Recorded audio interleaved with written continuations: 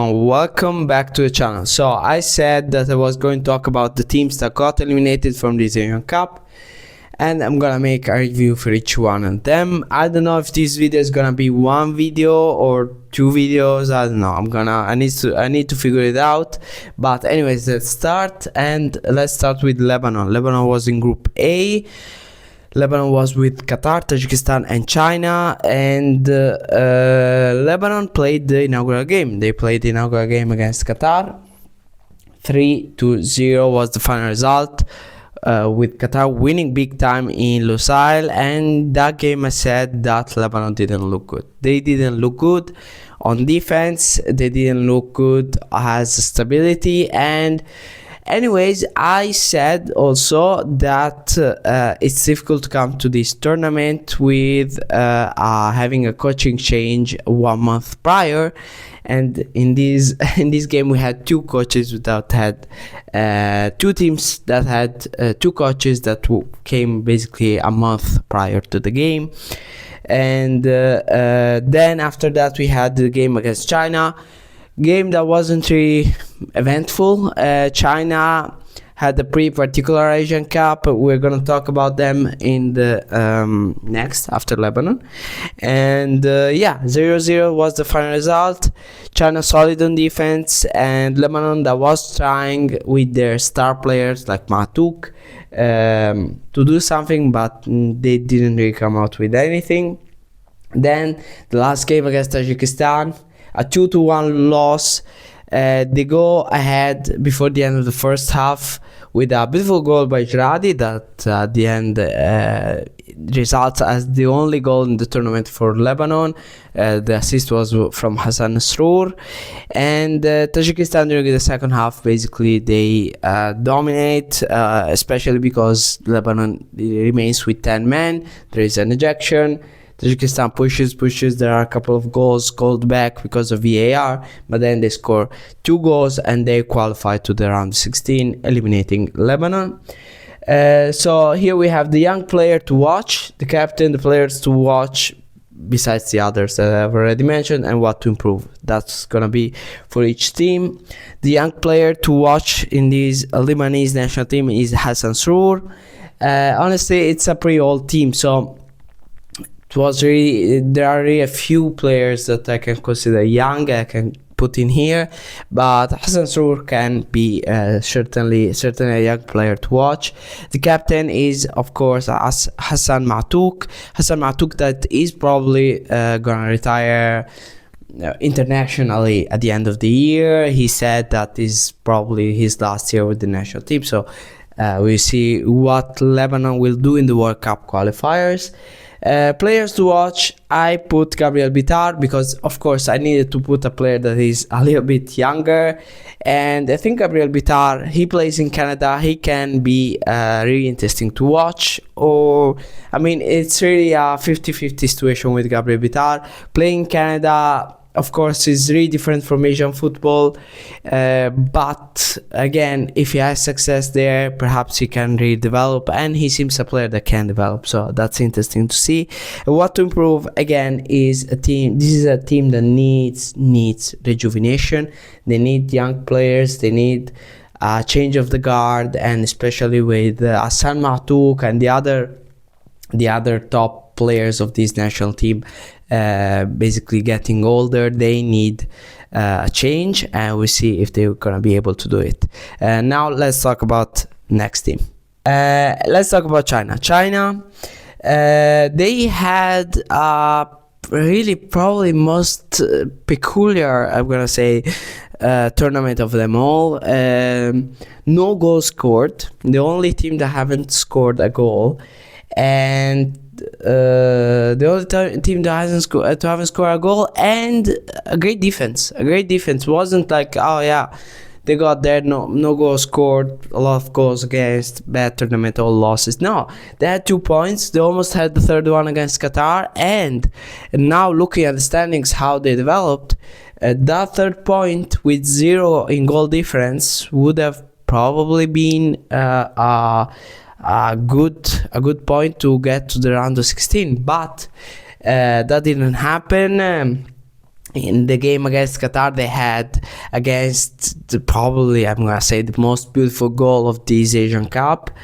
Probably one of the most beautiful goals of Asian Cup history. Really, that goal of Al Haidos was beautiful. Go check it out. I mean, it's, if you haven't seen it, absolutely great. And let's talk about their group. Was the same as Lebanon. 2 points is their final result. Third place. Young player to watch is Dai White Soon. I think, I mean, he's a nice player, but again, not like Lebanon, but China is a team that perhaps needs a couple of more of young players, young people to work with, and especially in the striker position, but we're gonna talk about that in a second. The captain is Wu Shi. Players to watch: Lin Yangming. Lin Yangming is a player that I've liked even before the tournament. In this tournament, I liked also Xu Xin, but Lin Yangming is younger, so I mean, and he's a player that I've already liked before, so I'm putting him.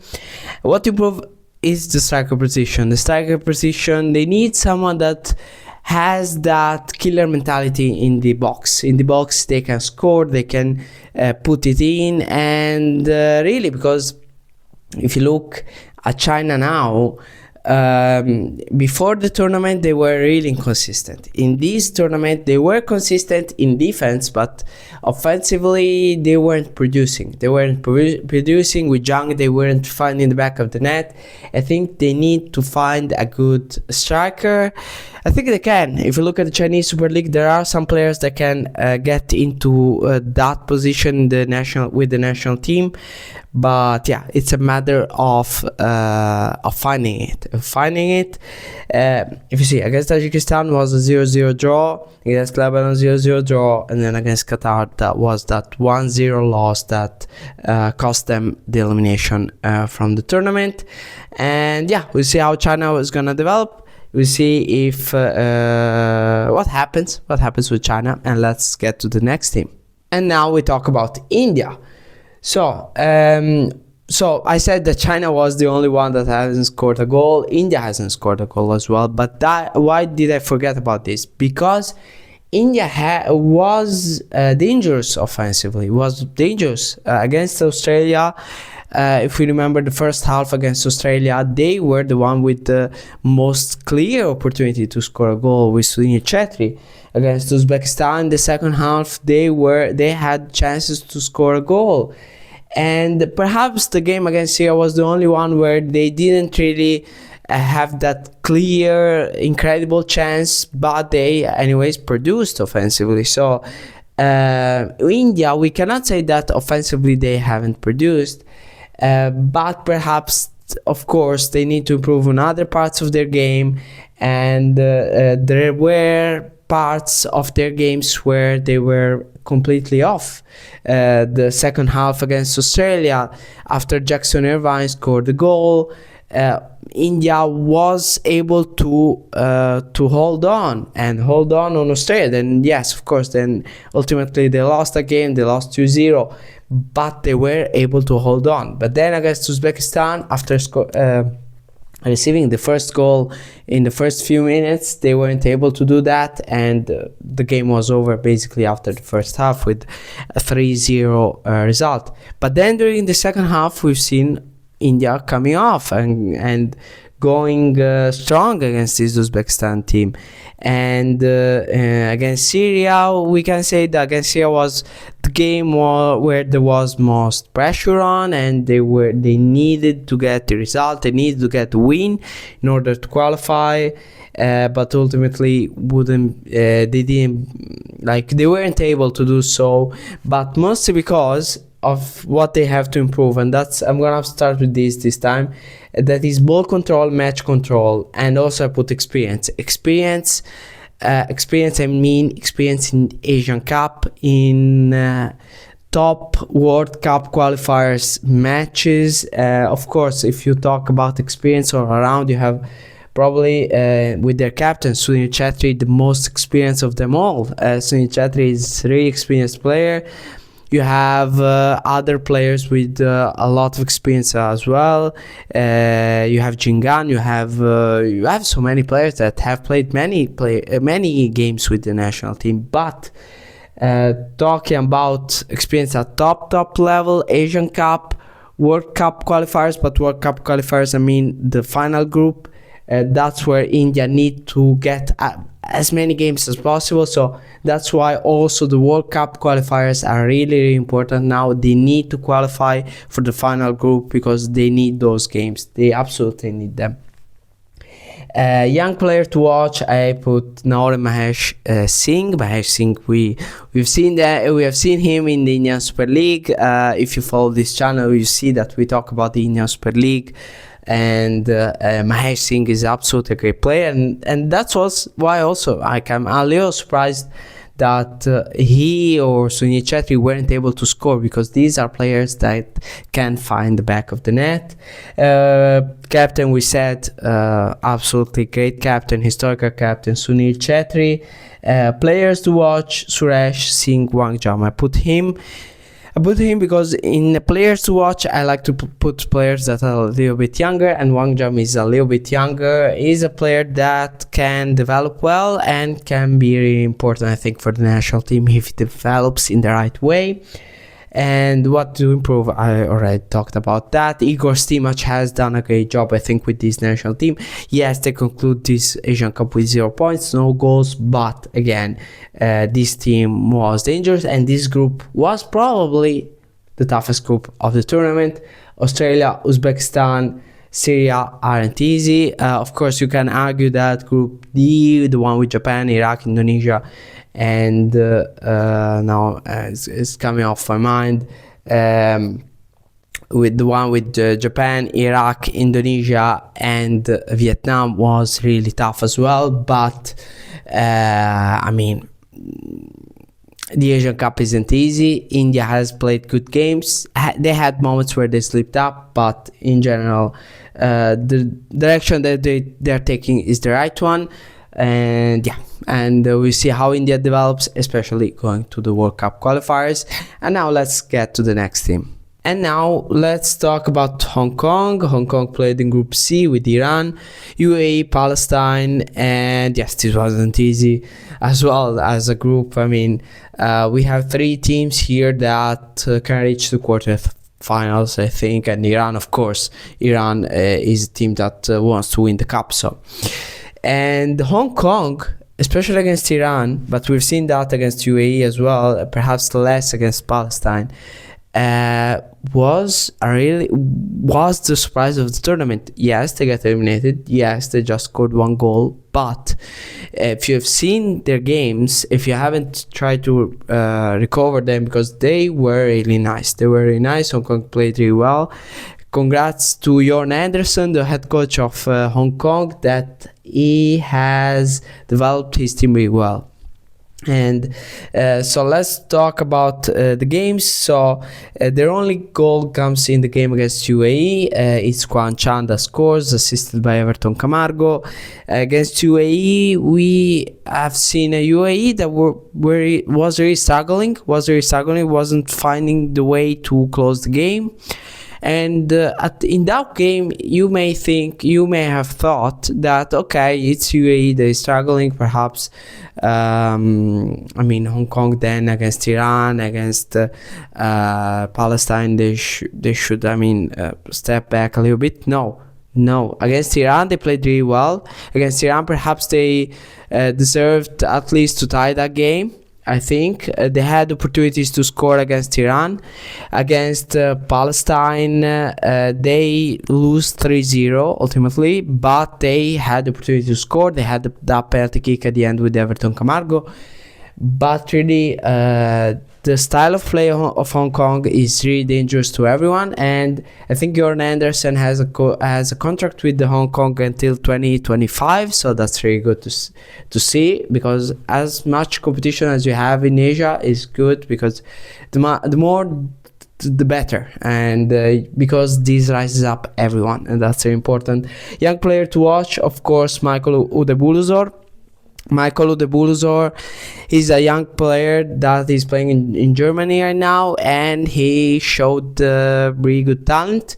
And the experience of this Asian Cup is gonna help as well. The captain is Hung Fai Yap. Hung Fai Yap that didn't play in the third game. He was dropped. I don't know the exact reasons of why that happened, but I liked him. I liked on how he was managing everyone, and he was very vocal in the field, so that's very good. Players to watch: Matt Orr. I put Matt Orr. Of course, I could have put Everton Camargo as well, but I like to put just one player, and Matt Orr is younger than Everton Camargo, so that's why I put him. What to improve? Match control and, of course, experience. Experience you get playing these games, and match control is because sometimes that's perhaps what was missing for Hong Kong. The timing of controlling the match and working the match and everything, but that comes as well from experience. And yeah, that's pretty much it for what is about Hong Kong. It's gonna be really interesting to see what they're gonna do going forwards and in the World Cup qualifiers. And yeah, let's get to the next one, and let's talk about Vietnam. So Vietnam, they had a start of the tournament that was absolutely stellar. That was absolutely top class, top notch, but the problem that the first half against Japan was probably the highest moment of this in this tournament for them. When they were 2-1 ahead against Japan, coming into injury time of the first half against them. Then Japan recovers. They scored 2 goals in a span of 4 minutes, and I mean, saying that the tournament was over after that, it's a little bit harsh because it wasn't. Their second half was anyways good. Their game against Indonesia was balanced. Indonesia had that something more, and that then led them to the elimination. Against Iraq, they were already eliminated. They lose that one as well in injury time. 3-2 is the final result against Iraq. But I mean, Vietnam, they had a good tournament. That wasn't so bad, especially if you look at all the injuries that Vietnam had. So many injuries coming into this tournament, so many changes that head coach Trussier needed to do. And then, of course, you can criticize a couple of stuff about Vietnam. Their defense wasn't there. Their match control, I put what to improve: match control, result control in particular, because we have seen that against Japan, but you can say Japan is really strong. You can say the Iraq is strong, but you had you as Vietnam did the same mistake against Japan and then against Iraq, and we have seen still the same problem against Iraq in the World Cup qualifiers. Okay, here we talk about the Asian Cup, but we've seen that before in the World Cup qualifiers. Still against Iraq, Vietnam getting their loss at the last minute because of a header of Iraq at the last minute. So that's something that Vietnam has to improve.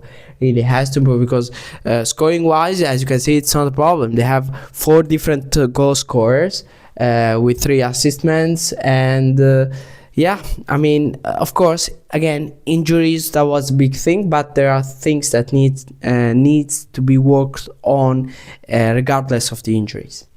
Young player, I put Pham Tuan Hai, for a young player to watch. The funny thing is that the players to watch, so general player to watch, is younger. Von Min Trong is the player to watch for me after this tournament. The captain was in this Asian Cup, Do Hun Dung. And again, what to improve is match control, result control in particular, and work on their defense. We will see how Vietnam does after everyone gets back from their injuries after this Asian Cup. We will see how Vietnam performs in their World Cup qualifiers. And yeah, I mean, as you can see, the goal scoring is not a problem. Quang Gai has scored, Vietnam has scored, Dinh Bach, Tuan Hai. I mean, goal scoring is not a problem, but they need to work on their defense, and they need to work with the players that are gonna be back from the injuries. And we are back. So Let's talk about Malaysia. Malaysia had an interesting tournament. They were certainly an interesting team, because if you look in their results in 2023, they were absolutely great. With Kim Panggon, they were producing a lot. They were improving a lot, getting a lot of good results, and especially not just the results. That's the important part. They were getting good football on the pitch, and I was really curious. A lot of people were really curious about seeing Malaysia in this Asian Cup, and perhaps the pressure was too high. Perhaps the emotion and the being such on such tournament was some kind of a shock also for the players, and they had the unfortunate game against Jordan, the unfortunate first half against Jordan especially, where they faced a team that was really in the opposite with the opposite mindset. Jordan was like, okay, we are here, let's go, and Malaysia had that to deal against. And when you have to deal against something like that, and you have the first goal against, at that point everything falls out. That's what happened against Jordan. That's why also the second half against Jordan was better. And then really, I mean, besides the first half against Jordan, we've seen a good Malaysian national team. Because if you look also at the Bahrain game, in the Bahrain game, perhaps they had a little bit of an issue from the past game against Jordan, because at a certain point they were just defending the 0-0 result, and they almost made it until the end. But unfortunately, the last second there was the goal by Bahrain, the goal that has eliminated Malaysia from this Asian Cup. And honestly, Malaysia would have gone, I think, without too many problems to the round of 16. They had the capability to do that. Of course, their group wasn't easy. We've seen the final game, everything was upside down, and South Korea, Bahrain, Jordan, three tough teams to deal with. But in the last one where they were out of the tournament, so all the pressure wasn't there, we have seen a beautiful Malaysia, especially in the second half against South Korea. They just pushed all the way until the end, because they wanted at least that point to bring home that point was very important for them, and they did it. They deserved it. And really a lot can happen with this Malaysian national team going forwards. They have so many interesting players. You can see, as young player, I put Arif. Arif, I talked about him also when we talked about the AFC Champions League, and we were following Johor Darul Takzim, and Arif was very interesting for me. I watched him, I was like, wow, this is a nice player. The captain, Matthew Davis. Players to watch, I put Faisal Halim with Arif Ayman, and then with Darren Locke or Romain Morales, Paulo Jose. Whoever was there, they were pushing. But the only thing that was missing with that forward package was the synchrony. I think, for example, when you have Faisal Halim, Darren Locke, and Arif Ayman, for some reason they seem to have some problems to find each other. If they find each other, sometimes it seems like that they cannot really go for a quick combination. And of course, they are good players, great players. I said it, Faisal Halim, Arif Ayman, great players. Darren Locke, I like how he pushes, and he seems like someone that works hard to get there and works hard to do that, and he does it well. But the synchrony between them, they should work on that, I think.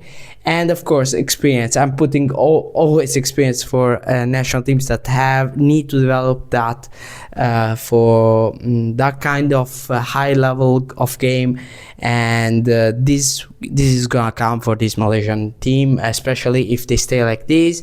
I hope this project with Kim Pangong will continue for a long time. We'll see. I don't know how his contractual situation is, but Malaysia, absolutely good Asian Cup, and it could have been better, but if they keep going like this, it will be better in the future. I'm sure about that. And now Oman. Oman, that was in Group F with Saudi Arabia, Thailand, Oman, and Kyrgyz Republic. And yeah, I mean, Oman was one of my candidates to be, was probably the top or almost the top candidate for me to be a dark horse in this Asian Cup. Especially because it's been a few years that Oman was performing well, and so that's why also, I mean, in a certain way I'm not surprised, in a certain way I'm surprised.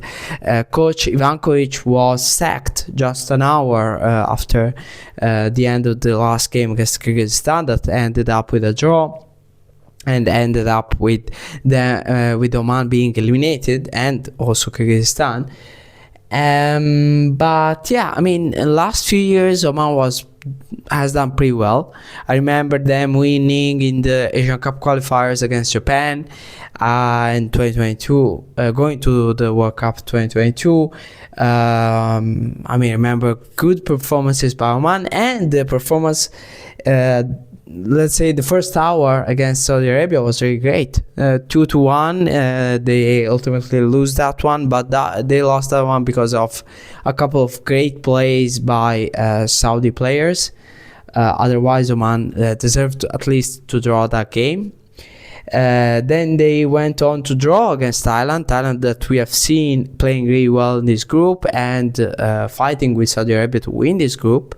And then the draw against Kyrgyzstan, that where of course they were hoping to win, and with a win they would have gotten to the round of 16, but the late draw at the 80th minute of Kyrgyzstan have given the elimination to Oman. And top scorers for Oman: Salam Al-Yahya, Mohsen Al-Ghassani. Salam Al-Yahya, that is my pick for as a young player to watch in this Omani national team.